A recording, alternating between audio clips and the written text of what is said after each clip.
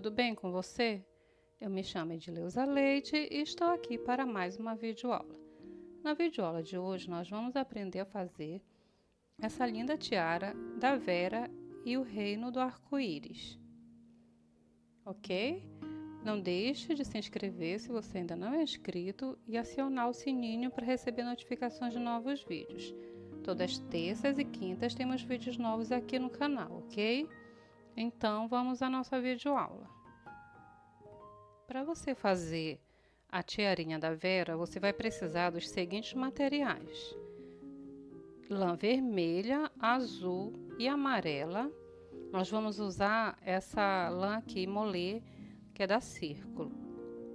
Nós vamos precisar também de uma tiara, tesoura, fita métrica e uma pistola de cola quente. E também vamos precisar de um tecido de malha,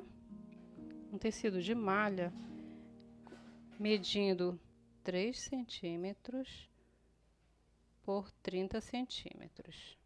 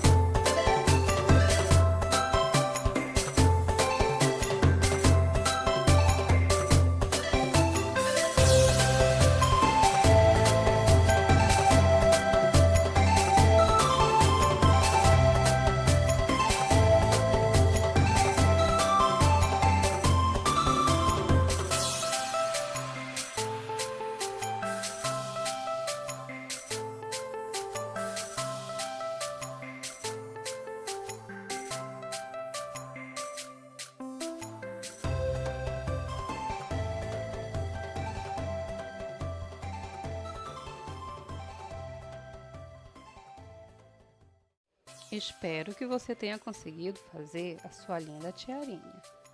Não deixe de se inscrever se você ainda não é inscrito e acionar o sininho para receber notificações de novos vídeos, porque todas as terças e quintas temos vídeos novos aqui no nosso canal, ok? Beijinhos e nos veremos na próxima videoaula.